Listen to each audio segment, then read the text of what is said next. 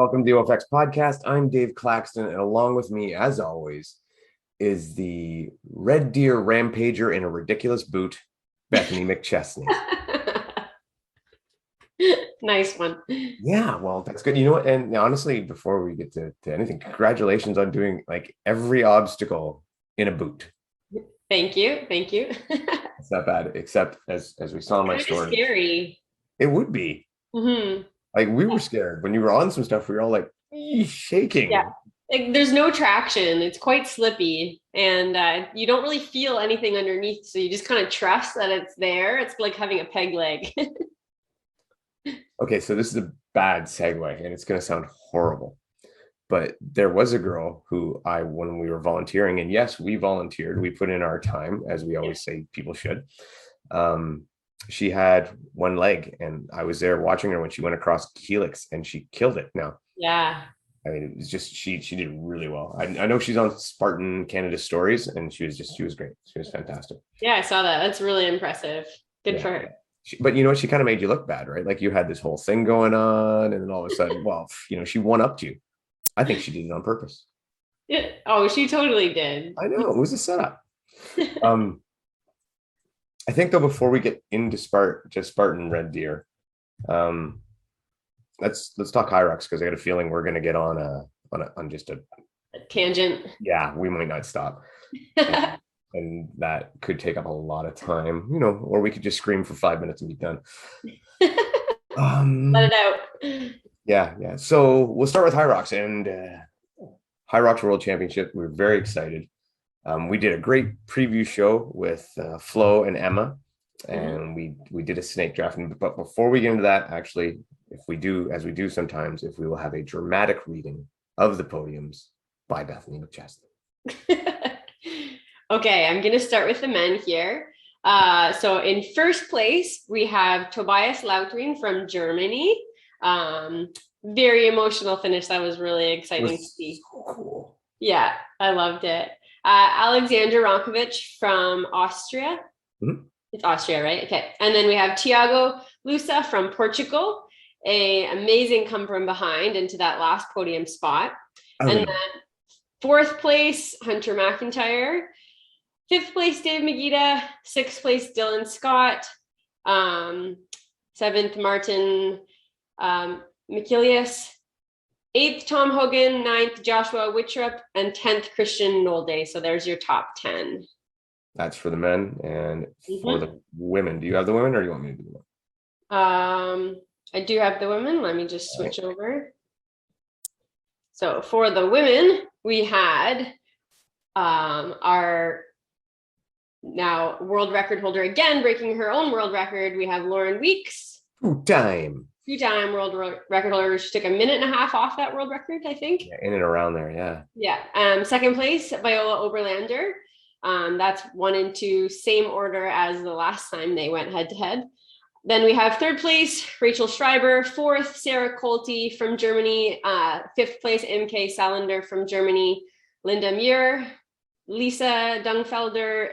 Eighth place now, Rebecca Nather. Ninth place, Natalie Lang from Germany. And 10th, we have Laura Stevens from Germany. So lots of Germans in there. And we have our 2 Americans, first and third. So for you, like, I don't know if you actually had a chance to watch it yet, because it is, we've been very busy and just got back late last night. So, but when you just look at the results, what's the first things that jump out? Obviously, well, Hunter in fourth place. Currently, I'm homeless because I bet the house that Hunter would win, or at least be on the podium. So I'm going to come live with whoever's listening. Unreal. Like when we did our little picks, we were like, well, you take Hunter because you're crazy not to. Yeah. And I think a lot of us had said basically the race is for second down. So we had kind of felt like there wasn't really anyone yet who was giving Hunter very much of a run for his money. So it's very interesting to see 3 men finishing in front of him. If anything, I might have thought maybe one person with some dramatic back and forth, but to have 3 men is pretty shocking. it just didn't look like he was on his best. And Tobias especially he was surgical. Just Mhm. he was the one guy who did what we always say: run your race, put the blinders on, run your race. And he did it. He was just perfect. And everybody else seemed to just be constantly trying to play catch up. Yeah. Yeah. And we had heard from Flo that Tobias has been really super dialed in on this. And I know the other guys have too. But it just shows you maybe how much you really have to obsess over that to really get to that level. And now, for the men, the times seem significant. We didn't have anybody actually under that 60-minute. no, Tobias was 60 dead. He was bang on. And this kind of struck me as a little odd too, only because all the men, and I've heard from the men from North America, Brenton Hunter and David Magida. I've yet to talk with Dylan, but anyway, so far all of them have said the sled push and pull was way easier than the Easier. Way easier. Oh. Unbelievably easier. And we've always known it was different, right? We always know something was up. There was just too good at times over in the UK compared to over here. And then you'd see someone like Alexander Ronkovic come over here and his time was way down. Again, travel, jet lag sure has something to do with that, but we knew something had to be up with those sleds, right? And there is something is different. Mm-hmm. And, when you think about it, the sled is really the only thing that there could be any variance with based on locations. Everything else, it's the same concept to ski erg and rower. Your lunges, there's no difference. Burpee broad jumps, farmer's carry, nothing would change in any of those. The only difference really would be that sled, and probably the difference is the material that you're pushing and pulling the sled on. How much friction is produced between that and the sled? Yeah, it's got to be something like that. So, and yet at the same time, they're getting better foot traction. It's definitely different. Now, another thing that would play. So anyway, the point I was making with that is that you would think with the faster sled times, which there was good fast sled times, that the overall times would have been better. Like if Magida, who traditionally most of his races have been like a 63-ish, low 63s, and this one again 63.07. That's a good time for him. He still is probably capable of more, but that might even be his best, I think. But you would think saving more time on the sled, that it might have been lower. Maybe he hits that 61, maybe Tobias, but Tobias's time, we're all in the UK. Maybe again, Hunter too could have been lower than the 101. He had a bad day. Dylan, a 103, that's pretty good, but I would have expected more of an improvement. And then I spoke with Magida this morning and he pointed out something very interesting. He said, we did lose time in the way it was set up. So this time they set it up and you didn't see it yet, but it was more like everybody kept going to one row. And so when you were doing your burpee broad jumps and your farmer's walk, things like that, it was only a 12.5-meter section. And then you had to turn around.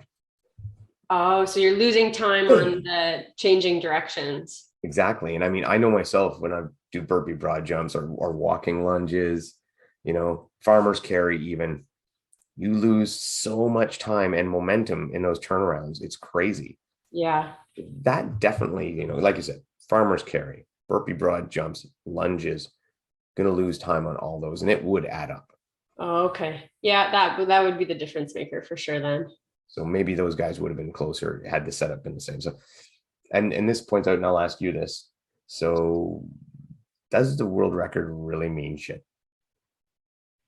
I know, because it's hard now, because now you're talking about a lot of inconsistencies with the event itself, which again seem to change the race outcome pretty significantly. So, I mean, it's still probably the most standardized thing we've seen coming from an OCR background. So you can still compare times, but world records, yeah, we'll still call it a world record for sure, because you talk about the sled and then the setup, but yeah, so now you're trying to find, I guess we have to think what's the ideal setup and then try to get it always like that. I wouldn't like the down and back short. So if they could just have like, this is how it always has to be set up. Yeah. And I think hopefully they're trying to get to that. Mm-hmm. Rather than just constantly playing with it. But I would like for them to, have this goal. And I don't mind the down and back setup, one, because it allows them to go in a smaller place. It allows them to consistently do 2 laps instead of making, to do things like that. It just allows a little more consistency when you're doing setup. So I don't mind that, but they need to stay with it. And of course, make those sleds standardized. Yeah. So if it's always that, then that would even just be part of your training. So you'd always practice farmer's carry and a 12-meter down and back. So you practice decelerating, accelerating with your farmer's carry. Just becomes part of it. Now it's great for me because I practice mine in a 5-meter place. So I mean, I got lots of back and forth. It's more you spend more time turning around than you do actually doing the exercise.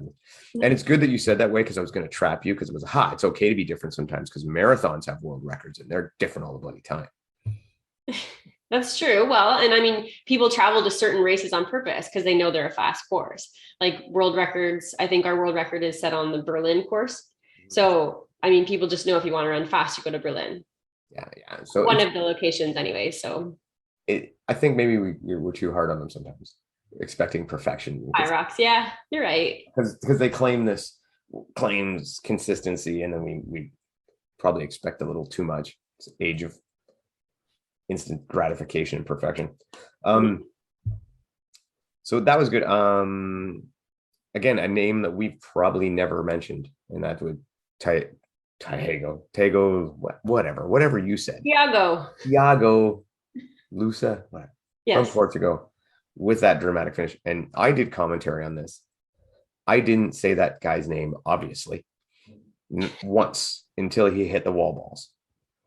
And from what we saw, he just sold out on the last couple of stations and got to the wall balls and literally just full send from that point on. And it worked. Mm-hmm. So that raises the question, is that the strategy to go with? Like, do you if you were to go and do Hyrox, having done it once before, would that be a strategy you went with, where you just paced yourself until the end and then dropped the hammer down? Well, I guess most people, from my understanding, you do pace yourself until you get through those sleds, mm-hmm. and then you can start to kind of pick things up a bit. But it's just there's a lot to try to make up on very, very fatigued legs in mm-hmm. kilometer repeats. If you can hammer that last kilometer, yeah, maybe you can make up some time, but like we're talking minutes still. This is a long event.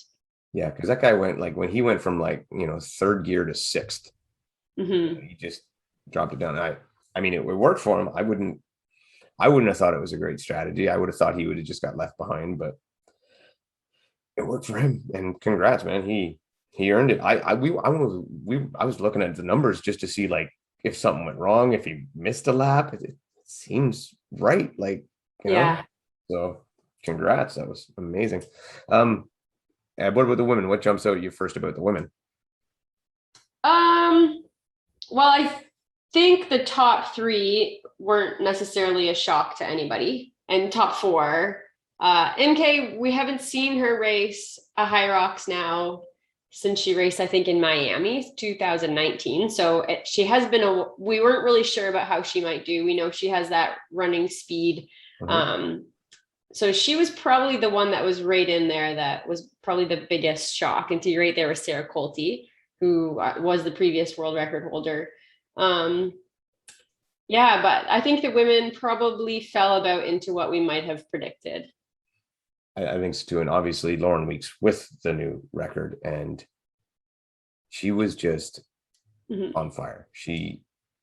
I think she has gone to another level, and I think a lot of it is due to her Spartan training and the more running she's doing, mm-hmm. and just increasing that engine, where she just seems to, it didn't look like one little thing got a little better. It looked like everything got just a little bit better. Yeah. Yeah. And again, she has a ton of experience now. She's done a lot of Hyrox, mm-hmm. Probably, well, more than Rachel, more than MK has. So she definitely has that experience. And that's a significant amount of time also to beat those other women who all seemed pretty close after that. So you're beating, because I had thought that the women's race would have been a little bit closer than that for time. It was actually, and I mean, it just shows that we're very dumb. It was completely opposite of what we thought. We thought that the men's field would be this runaway, and the women's, you could have thrown a blanket over them on the wall balls, and it was the opposite. The men, there was 7 of them on the wall balls all at the same time.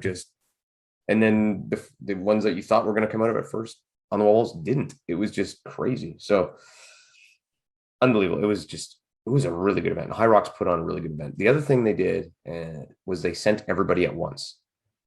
Yeah, the men and the women together. And from a commentary perspective, that was hard. Mm-hmm. From a entertainment, just watching it perspective, I liked it. So do you think maybe then this might have really helped Lauren Weeks then, because now she's chasing the men? I never even thought about that. You know what? I think maybe once she got out there, because Lauren is one to maybe, I don't want to say take her foot off the gas, but to conserve if she gets a lead and be steady and smart. Mm-hmm. But this maybe having more to chase and someone just out there to be beside, maybe it did. We'll have to ask her, Lauren. Okay, she didn't answer right now, but hopefully she will in the future. And then and not only that, not only was she so dominant, but then her and Rachel went out and did a doubles. Yeah, that's awesome. I wish I had known they were doing that. Yes, they did the women's doubles right after. And apparently they missed the record by about 20 seconds. I don't know if you saw the post, but Rachel was like, Lauren carried me the whole way. Yeah, I did see that, because I think the two videos she posted where she was cheering on Lauren on the push, and then she was cheering on Lauren doing 75 of the 100 wall balls. I think there was a lot of the burpee broad jumps too. Oh yeah, that was the video. Yeah. Maybe Lauren just let Rachel push her sled and that was it. Yeah. No, they're an awesome team, because Rachel's strength is definitely the first half of the race and Lauren's the second. So they probably just planned it out pretty well like that. Oh yeah, and I'm sure Rachel did a lot more than she's letting on. She's a humble girl. Yeah. And you know what? Like still 106.55 for her is still a great time, third place. And Viola, she's just consistent. She's the one person that the one woman that I think of that is pure Hyrox. Like it's like she's not doing anything else. Yeah. She's just doing Hyrox. And I think it shows because earlier she had told me that she maybe wasn't in her best Hyrox condition because she hadn't, it's been so long. Mm-hmm. And just that she came out and she, threw in a 106, which until very recently would have been a record. Yeah. And it's just, she impresses me with her fitness all the time. I think she's just has that drive. Mm-hmm. Now, if we go to our draft that we had, there's a bit of an issue. A bit of an issue. Okay. I cannot find, and I don't know if something happened, but I can't find Jade Skillen's results. Okay. I messaged her just today because I just noticed it, and so I haven't heard back. So I don't know if maybe she had to pull out or whatever, and I don't remember seeing her on the live feed. So, Jade or Emma, if you happen to see it, Yeah. So she also did a doubles after. Yeah, and I looked and I couldn't find that result either. So, but I also couldn't find Lauren and Rachel. So I don't know. Maybe because they signed up late, maybe they weren't considered in it. Maybe they were like just an exhibition kind of pro thing. I don't know. But either way, I couldn't find those results. So it's a little, it could affect things. So. Okay. Yeah, it would. Mm-hmm. So what I do know is that I'm pretty sure I lost. I had Rachel Vondrack in third, David Magida in fifth, Sarah Colte in fourth. So all that sounds pretty good. Mm-hmm. Brent went out on a limb here. We were minivan bros, like, Dodge Caravan for life, and like 15th. That one hurt, man. 15th. Okay. We talked to Brent a little bit today, and he was pretty down. He did not have a good run. He said he actually threw up a couple times. Oh no. Apparently, I guess German cuisine maybe doesn't agree with Brent. Sorry. Yeah. And it just wasn't his day. It happens. I think he was hanging out with Hunter a lot though, and so I told him to just blame Hunter for it. So I know I didn't win, and I know Flo did not win. So I had like 27 points, right? Because we're doing this like golf low score wins. Yeah, I had 22. Yes, you did. Flo had 23. Oh. So he had first for Tobias, eighth for Rebecca, ninth for Imke, and fifth for Imke, and ninth for Joshua. So a good even effort, but not quite enough for Bethany, even though you had one big one. So for you, and so yeah, Flo 23, good job. For you, we had Lauren in first, Hunter in fourth, Dylan in sixth, Marcus Freeze in 11th. Mm-hmm.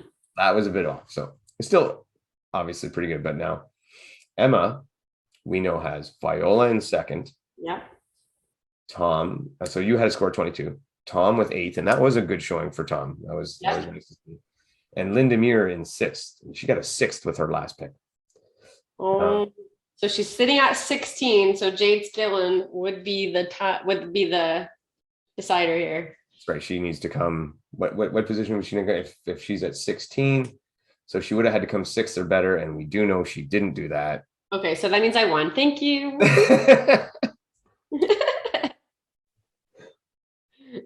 I like winning. I would just, you're like, I should have your music. All I do.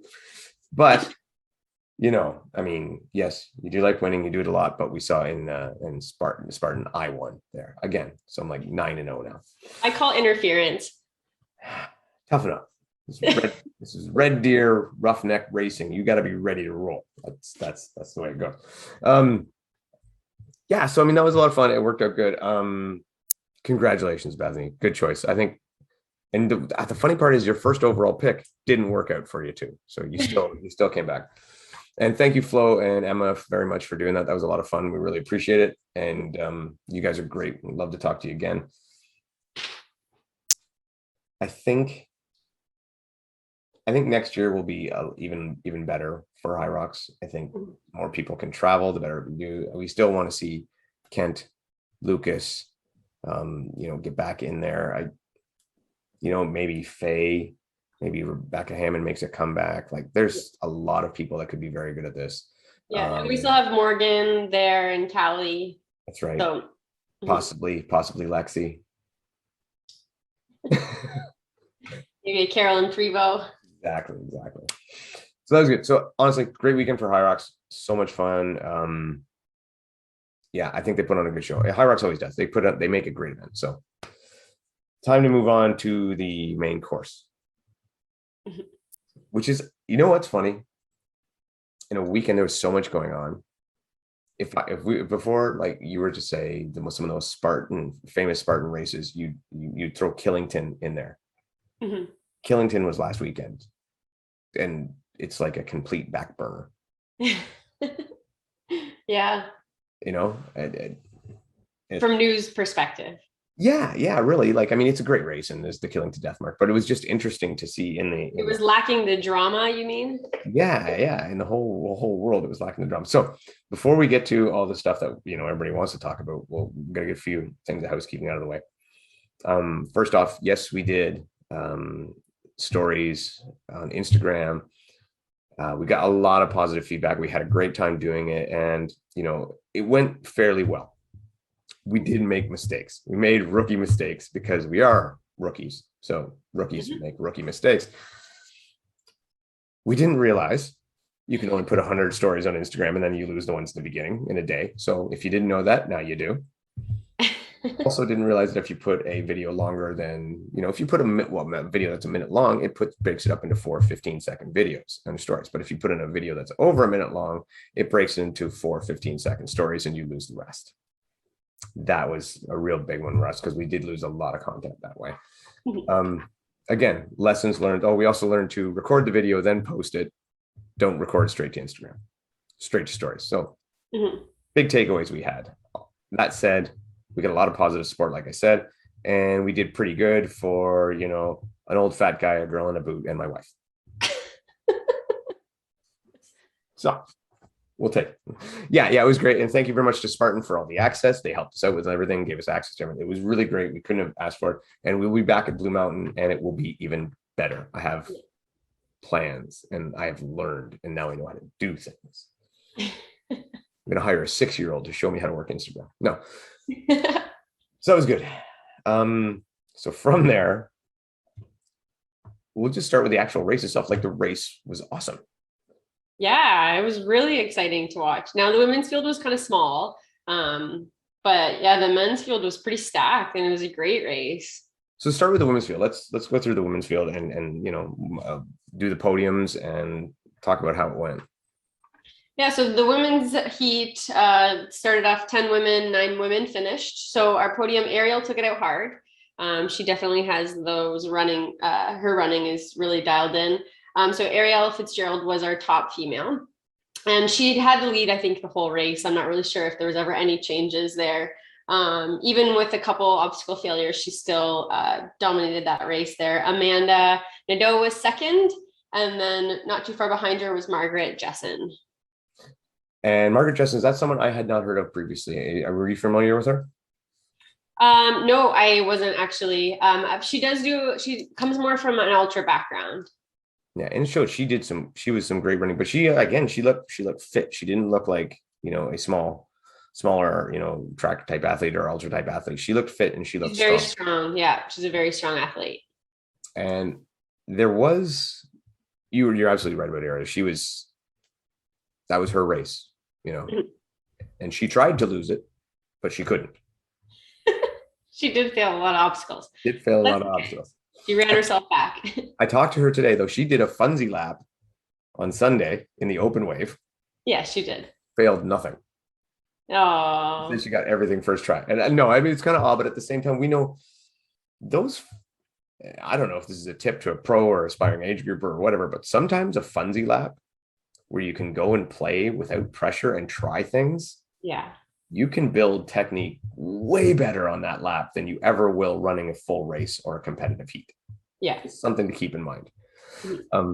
So congratulations, Ariel. But yeah, and another thing about Ariel, and I know you're not, this is not for you, but this is for me. Ariel, your burpees suck. They're really bad. But that said, Spartan accepted them.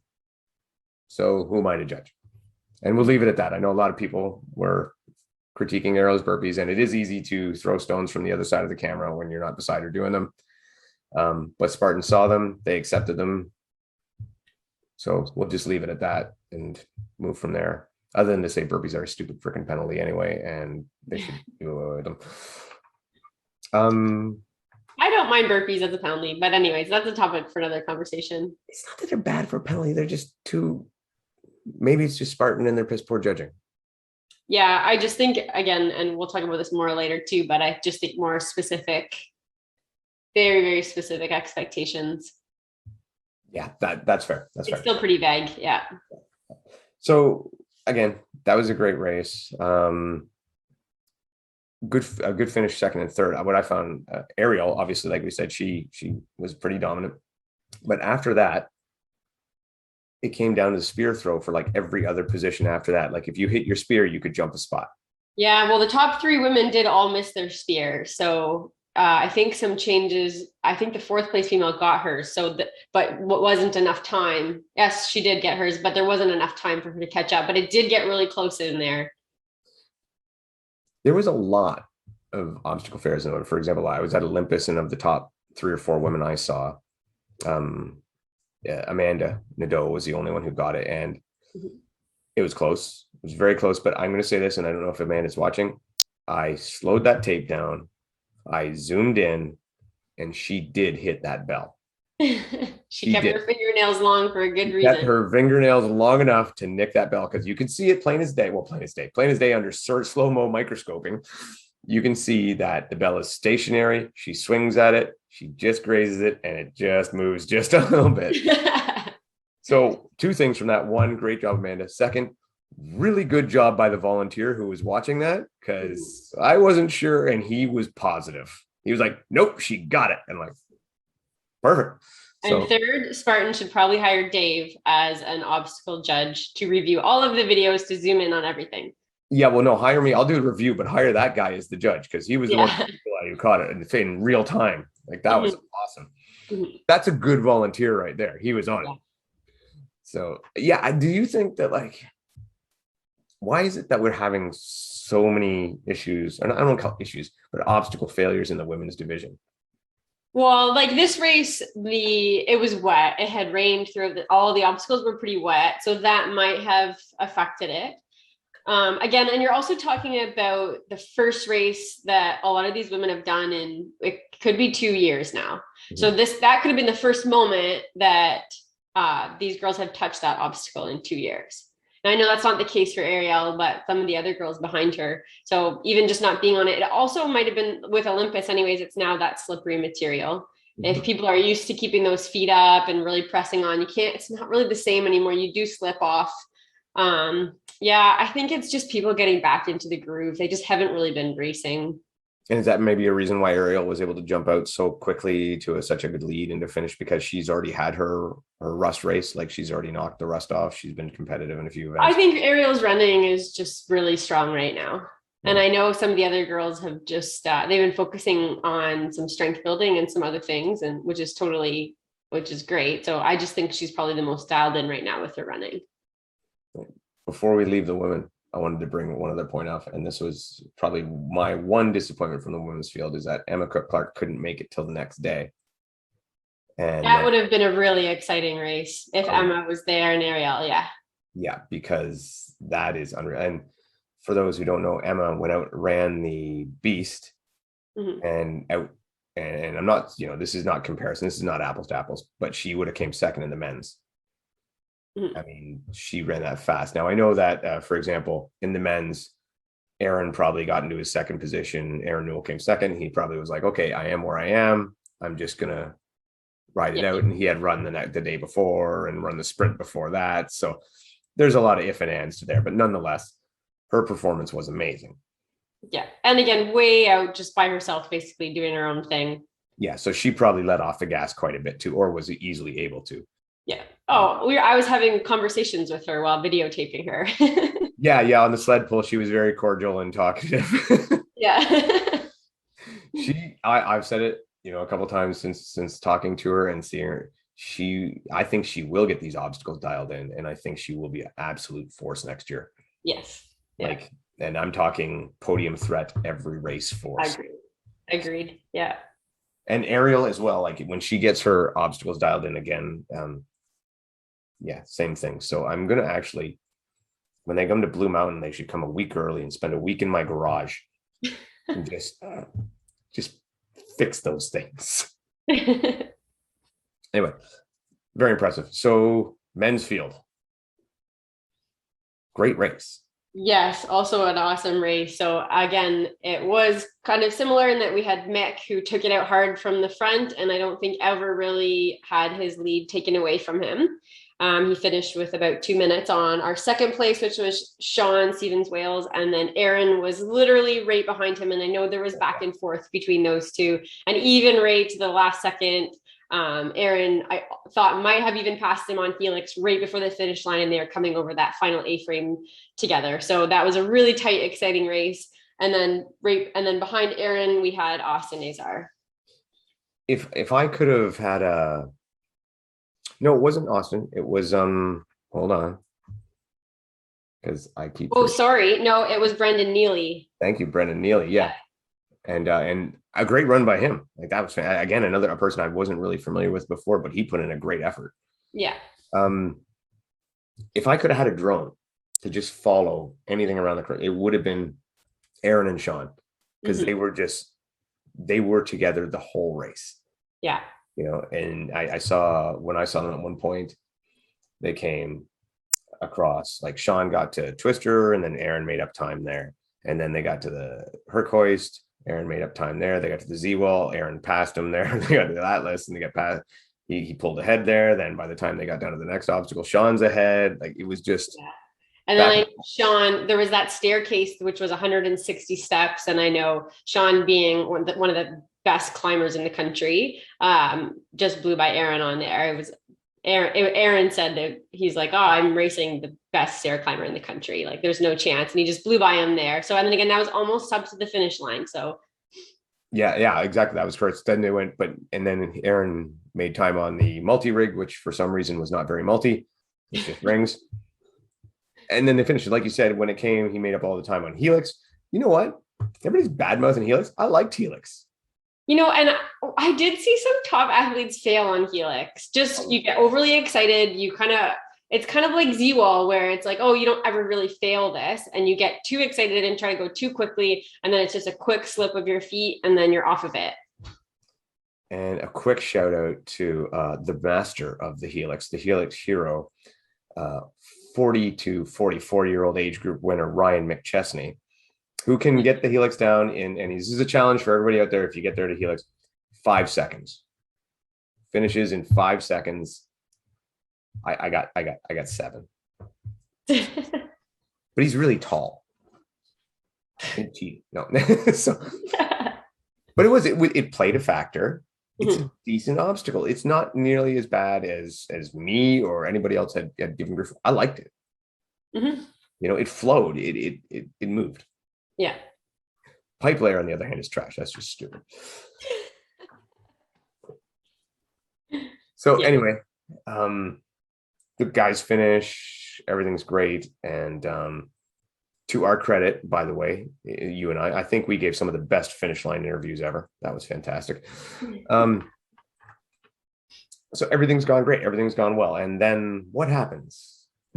So they do the award ceremony and they give out the awards, top 3 men and women. And then the men come off of the stage and Mick gets pulled aside and is told he is disqualified for skirting an obstacle.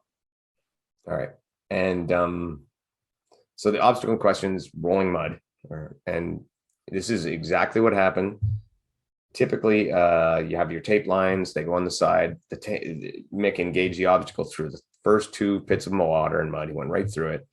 On the third one, tape was a little far over, was probably about a foot of grass, flat grass in between.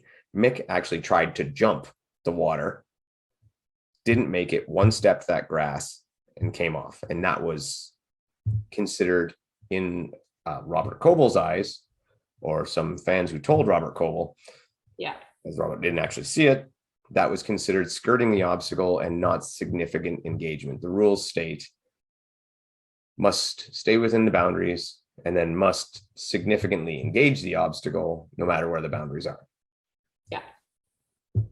Extremely vague. Extremely vague. Debate ensues.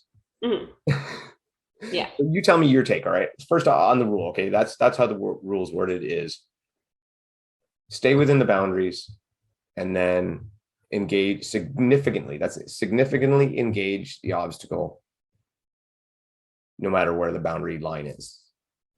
Yeah. So now you're talking about a matter of personal opinion, what significant engagement is talking about here. So, and we've seen many times where with rolling mud, if you just keep to the outside, you don't really end up completely in the water. And these pits were like freshly dug. There's like a crisp edge on it even.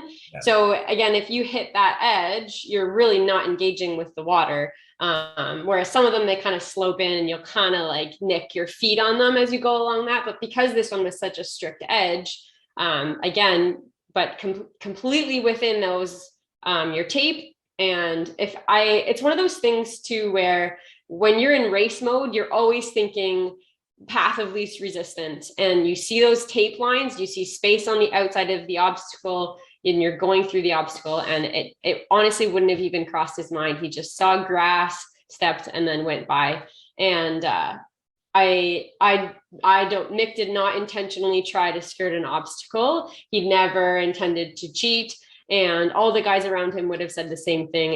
It's not even really a matter of a significant gain in time from the other guys for doing that. It's maybe a matter of a second or two, but it didn't gain him that much advantage. And it just seems like it was a matter of interpretation about significant engagement.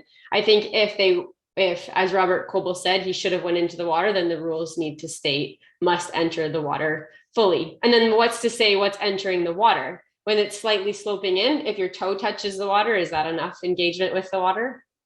And that's why, to me, the only logical wording is within the boundaries of the tape lines. Yeah.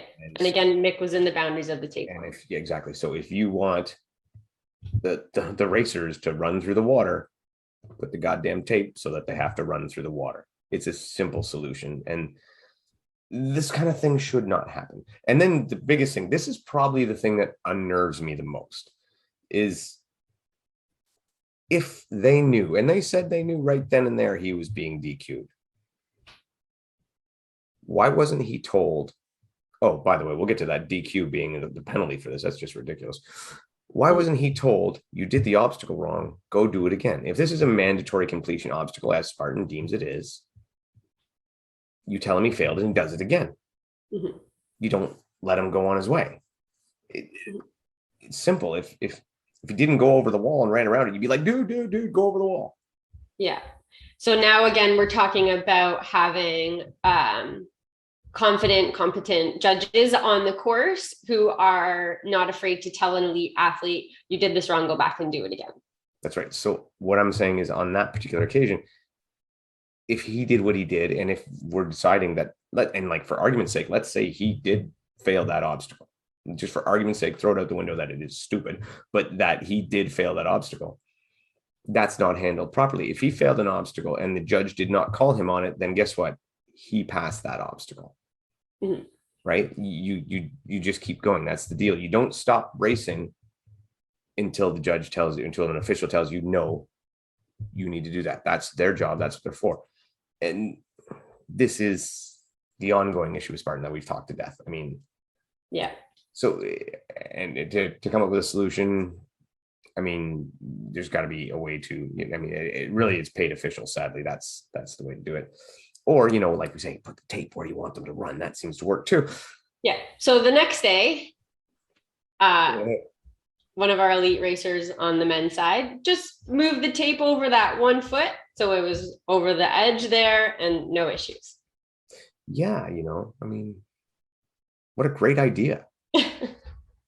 Who'd have thunk it? And this again comes down to the details of setting up the course. If you don't want someone to step on that grass, don't put the tape a foot over the grass. And I've had chats with many guys online about this today, and some of the guys make some really good points. Actually, the guys we were talking with, very intelligent, no stupid internet bullshit. It was just really smart points, both pro and against. So it was really great chatting with them. But I akin this with the tape to, if you're running through a muddy section of the forest where they're like, hey, this is a great muddy section, we want you to run through it, and they put the tape in. Everybody finds that dry path, whether it's right up against the tape where you can grab a tree and run alongside of it, or wherever it is. That's the same thing to me. I address it as the same way. You've given them the option, then they get to take that option. Yep. So the whole controversy, and again, we were told by, and again, I said this before earlier today, Robert Coble doesn't know us from anybody. Maybe you, not me. And he did allow us to engage in the conversation and to be part of the process of, I guess, a mixed unofficial appeal. Yeah. And we appreciate that, right? He did not have to do that. He very easily could have told us, go away. Yeah. And he didn't. He didn't. He engaged in the conversation, and thank you very much for that. But again, the issues here. He didn't see it. He was told by, as he put it, he said all the spectators standing there saw it. That was his words. How do you feel about that? Well, I know. Yeah, we talked about this too. Again, it's like calling a hockey game by letting the fans make the calls. It's not up to the spectators as to who gets to make a decision about an athlete being disqualified or doing an obstacle wrong. Like, who are the spectators to know? And I'm not saying, I don't know who these spectators are at all. They could have been athletes. They could have been like high-level athletes. I don't really know, who've done 100 Spartan races, but still they're not the judge, and they're not the ones making the call. No, and to essentially be taking hearsay and rolling that as, the grounds for disqualification it's ridiculous. Now, to Coble's credit, what he did is he used this in a situation where he asked Mick, did you do this? And Mick told him the truth, because Mick was under the impression what he did was not wrong. Right. He tried to do a very athletic maneuver, which incidentally, if he was successful, would have been on every Spartan story and highlight reel around the world. If he had made it across that jump on that pit, yeah, they would have played the hell out of that thing. Mm-hmm. So if they had the video that they said they had, which we have yet to actually see any video, because there's no video. Anyway, so yeah, to take that and bring that in is just it's a silly way to find grounds for Mhm. disqualification.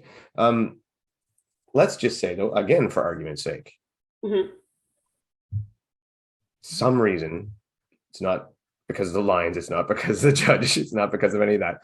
But again, we get to the point where yes, Mick failed that obstacle and then carried on. Mhm. Disqualification. No, ridiculous. Again, the punishment does not equal the crime. It's completely insane to me that you would just disqualify him for doing that. It to me maybe a time penalty, but I'll just disqualify. Especially now we're talking about a series race. So this series, we have 2 races in this series. Your points combined can put you in the final standings for money. And so now you're talking one race where he lost his prize money, and then he's now out of the series. So now more significant amounts of money, and because of this. So, and again, now we're talking about, again, someone's judgment based on how they read the rules and their interpretation of it around this obstacle. So absolutely disqualifying him for this makes 0 sense to me whatsoever. And we pointed this out again, past precedents, and it's just as dumb almost, is in a case like this. The 2 main cases of it before, Woodsy touching the truss, 10-minute penalty. John, I'm sorry, I can't remember his last name at the moment. I'm bad at that. Skirted the side of the fire jump, had 1 foot go over the fire. Essentially, was an inside corner. He was in a hot race for the finish. Jumped just on the side of the fire jump, maybe didn't quite go over it. 10-minute penalty. Again, both ridiculous. Yeah. Why again, is the outcome of the race wouldn't have changed at all. Why is it after seeing these with both John and Woodsy, seeing that this can happen, why is it not in the rule book a certain time penalty that makes sense? Perhaps a 1 position penalty, something that's logical. Yeah. Why have they not standardized it? Yeah, like yeah. Spartan, there are a lot of smart people that work for Spartan. Mm-hmm. A lot. Yeah. Why have they not got this done? This is So this is what I would really like now at this point. So if they're going to start doing things like this, then like they do in the NHL, where Brendan Shanahan comes on and says, Mick was Mick was disqualified for this reason, and then they say this is the rule book. This is explicitly what it says. This is exactly Mick's infraction, and this is therefore his consequence. And then people moving forward know, if I do this on this obstacle, this is my consequence. So then again, if they were trying to make an example of Mick, then they need to be more transparent with people about exactly what he did. This is the rule, and then this is the consequence.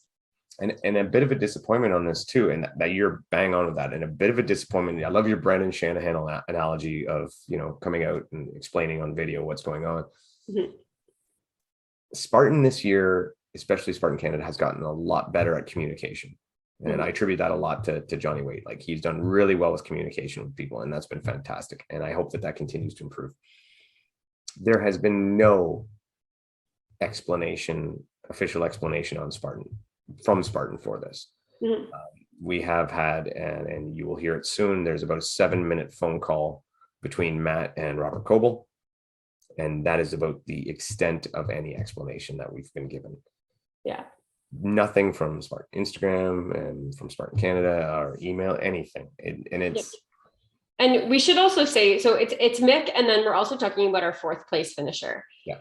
So now we're bumping up again. So Mick's gone, and now you're bumping up Austin into 3rd place, who was in 5th. And I know a lot of these guys here, and a lot of them were standing with us when we were trying to defend Mick to Robert Coble, and they were all saying, I don't deserve to be on the podium. I don't deserve to, and they didn't want this to happen to Mick or to Brendan, because Mick won that race outright. There's no way that they felt right taking that from him. So even the athletes who were going to gain from this did not want this to happen to Mick or to Brendan. No, to a man, literally, all of them were on Mick's side. And you know what? Here's the thing. like when I was talking to Robert, I was not defending Mick, right? In a roundabout way I was, but I have, and we both had no stake in the game. We didn't care who won. We like all those guys. Right. Get along with all of them. So it really didn't matter. What we wanted to have happen was have a good call made, and we wanted Spartan not to look dumb. Mm-hmm. And they just refused. No, I'm kidding. Or again, now what's happening is all anybody can talk about from this race weekend is, oh my goodness, what happened to Mick and to Brennan? It could have been a completely different discussion after this race. You know, how amazing the course was and like how well it was, but instead all everybody can talk about is this decision that was made. Yeah, I would rather be talking about what a dominant performance by Mick, how awesome it was to see Aaron Newell come up and throw down. Emma's beast work, Ariel looking so great. Like there was so many great things to talk about. And as a, the course, what a cool course layout. They took a course that could have been very boring and dull on a flat area and made it great. It was fun. The new obstacles there was a ton of great things. Mm-hmm. And now this is all there is. Mm-hmm. And it's not that I'm saying you sweep it under the rug or you let somebody cheat because you don't want the story. You don't want that to happen. What I'm saying is be reasonable and do something appropriate. Because I'll tell you right now, if they said Mick Girello, first place finisher, skirted this obstacle, the judge didn't get him, we gave him a 2-minute penalty. Everybody would go, that makes sense. And I think he still would have been in first place, even with a 2-minute penalty. But especially if that had been in the book, this obstacle, you don't repeat it, you fail it, you skirt the obstacle, it's a 2-minute penalty. You come where you come. Great. Everybody would be like, oh, that sucks. But okay, it's in the rules. Here it is, black and white. That's what it is. And Mick would have went, shit. Yeah. And there would have been no craziness. It's sad. The other part, and I mean, we'll go over this, and you mentioned it after the awards. Yeah. So it also, part of Spartan's rules do say that you cannot change the podium after the podium's been put up there. So they had put these guys up on the podium and then they changed it after the fact. So the argument here was that Robert Coble did not give the people in charge of giving out the podiums the okay to do the podium ceremony. So, and some of that I can kind of understand with organizing events. And I know they had a lot of new staff at this event who had been hired in the last year. They had never done a Spartan race and just maybe hadn't had all of the protocol understood clearly. So that is, I guess, the mistake that happened there was the podium was done before the okay by Coble. So then therefore he felt like he could still make a change after. Now, here's the thing I don't like. And this is where I call kind of, bullshit on that. She's got a radio. And you said, Coble said he knew he was disqualified immediately after that obstacle happened. There was an awful lot of race that happened after that obstacle. That was an awful lot of time before that award ceremony. That was 2 kilometers into a 10-kilometer race. Yes. And then for 2 hours after the end of that, and to not address Mick as soon as he crossed the finish line, right? Having known, it just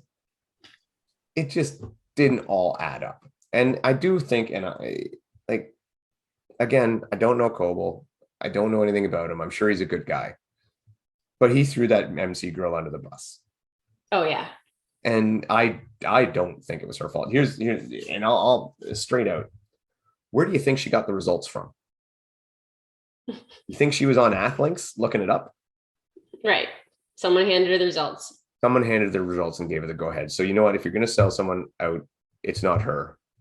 Yeah. It's somewhere in that chain, something went wrong. If Coble didn't want it to go through, somewhere in his chain, he did not communicate that to the right people. And that, no matter who dropped the ball, that lies on him as the guy in charge. Mm-hmm. So that's probably the one thing. The rest of the stuff that he did, I could say, is just him trying to do what he feels is the right thing. Whether I agree with it or not matters little. That was him trying to do what he felt was the right thing. The throwing that girl under the bus, that was just, that's a dick move. Yeah, it's kind of tacky. Yeah. So again, Coble's probably a great guy. I don't know him, and I did, like I said, he was nice enough to allow us to engage. So I'm going to go on the fact that he is probably a decent person, but I did not agree with that. it was so avoidable, really. So I don't know. Like, how do we? I'd like to say how do we stop it, but we already know. Yeah. Yeah. How do we stop this stuff from happening? There's so many things that in that situation that would have changed this entire outcome. One would have been having the guy that did Olympus also be the judge there, because again, he was amazing. So, yeah. But, Yeah.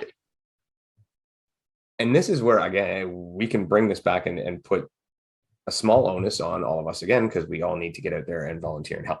It's not easy. Not everybody can do it, especially when you're traveling, because you're only there for some. So I'm just saying, if you're in a position where you find yourself, I can volunteer, do so. Especially if you know the rules and you understand the obstacles and burpee form, and please just, even if it's an hour or two, it really helps. There was a shortage of volunteers this weekend, and I that would have helped situations like this too. Yeah. And I mean, from our own example, we were not slated to volunteer on Sunday. We were there for other reasons, and they were so short that we were like, okay, we're only here not even for half a shift, but we will do what we can. And they were very appreciative, and it was needed. And there was many other people who can do the same thing and maybe just aren't thinking about it. So volunteer, help out. And they gave us walkie-talkies, and that was really fun. Yes. We didn't take advantage of it. Did you use yours at all? Well, I used it to keep track of where everybody was, because I was still trying to do video, but that was it. Yeah, I'll be honest, I didn't use mine. It was just distracting, and I didn't use it, but I felt very macho with it. Very tough. Yeah. People did ask me a lot of questions though when I walked around with the walkie-talkie in my hand. Two things that were interesting for me. One, and I don't know, I don't live in Alberta, so I don't know the rules, but I was going back to do a finish line interview with Aaron after the sprint, because Aaron won the sprint. And some woman grabbed me from the side and she's like, "Is there smoking allowed in the venue?" I'm like, I don't know. Probably not. And she's like, "Well, can you get that guy over there to stop smoking?" And I'm like, oh, I doubt it. Like, if he's doing it now, I don't got any sway. So there was that. And as a volunteer, and I told you this before, I had to do something I've never had to do. And I volunteered a lot at a bunch of different races. I had to DQ a guy. Yeah. I've never done that before. And I was like, and it was silly. Again, I was volunteering at the sled drag. Guy came up. He grabbed one of the women's sled. And I was like, "No, dude, the guy sledder over there." He's like, "Oh, no, I'm too small. I can't do the guy's sled." And I'm like, "Well, you're running," he had the red headband on. I'm like, "You're running age group. You have to do it's not an option. This is mandatory obstacle." And he's like, no, I'm not doing it. I'm like, "Then your results won't count." And he's like, "Whatever, man." I'm like, "So you're just going to do the girls one and run off?" He's like, "Yeah." I'm like, "All right." So I took his number down and handed it to Victor, who was the lead there, and they DQ'd the guy. He didn't even try. Yeah. Try to pull a sled, man. It was slippery. It was wet. You've been fine. I saw we saw 15-year-old kids do it. Yeah. There was lots of women who said, "I'm pulling that." So, the men's sled. Yeah. Like, give it a shot, man. Don't take the DQ. And if you never felt you could do it, run open and save yourself $10-20. Right. Anyway, it was crazy. Yeah. So honestly, that was pretty much our week. Yeah. We did have a lot of fun though, actually, even just volunteering and a lot of coaching people through obstacles. A lot of people had no idea what some of these obstacles were, especially like Helix. So it was actually a lot of fun being involved in that way. So again, like if you can volunteer, it really is a lot of fun. You end up teaching a lot of the open people how to do things. And it really does change the experience for people when they have that volunteer who really invests in them in that race and those moments where like they're struggling and they need that extra push. So yeah, that was fun actually. Had you never volunteered before? Had you never had a chance to do it? Because I know usually you're racing and. Yeah, I guess because I'm usually racing and then I'll have clients who are racing. So I'm usually flying all over the course anyways. So I haven't actually ever volunteered. Yeah, it was cool though. It's fun. Like I enjoy it too. The open waves can be a little overwhelming at times, especially depending on what obstacle you're at. But they are also the most fun when you get, usually when it slows down and you get that person who maybe doesn't believe they can do something, and you maybe Yeah. help them through it or give them a Or little. like I was at spear throw for a little bit because I was a little bit of a bouncer. Yeah. I was kind of had a general big area. And so the spear throw, when someone would hit the spear for the first time, and it was like the sheer joy across their face was so amazing. And they just start screaming about hitting the spear for the first time ever. And it was so exciting. I was so happy for them. Do you think Spartan needs to introduce as a new obstacle just pulling the spear out of the foam? Oh my goodness. Yes. That took a lot. Like it was, Yeah. I don't know if, because again, it's for people in the States. This was the first time we didn't have hay bales for spears. And Yes. wow, Yeah. those suckers in that, I don't know if the foam's the same as it in the States, but it was hard to pull that spear out. It wasn't it was the ropes. They had a spring to them. And so it just kind of, you were just kind of springing the rope back and forth. And then it would slingshot the spear back at you. Oh yeah, yeah. But all in all, good job, and a good job by Johnny and his team putting up a great course and in difficult conditions. They did a really good job. We're really looking forward to Blue Mountain. Fingers crossed still that it will happen. And we will be there, and we will do the same thing again. We'll put out our coverage, and we will volunteer. And I might even do a competitive race, even though I did win my race that time. Massive. The OFX showdown. That's right. That's right. You pushed a girl in a boot, Dave. Victoriously pushed a girl. You're gonna push a girl in a boot. Make sure you win, otherwise it's useless. And then people will think you're a bad guy. But if you win, it's okay. Yeah. So full circle, great time. I don't know anything. Any final thoughts on it? No, that was great. Yeah. And we really enjoyed actually hearing from people who do enjoy listening to our podcast. Sometimes Dave and I just think that we sit here and just talk to each other. So it's nicer that people actually listen. So if you see us at Blue Mountain and you enjoyed one of our episodes, you can come and chat with us and say hi. Honestly, it was a huge ego stroke. I was so excited. I was like, oh my God. I'd like interview people and like, hi, like we do a little podcast. And like, I know you. And I'm like, really? How?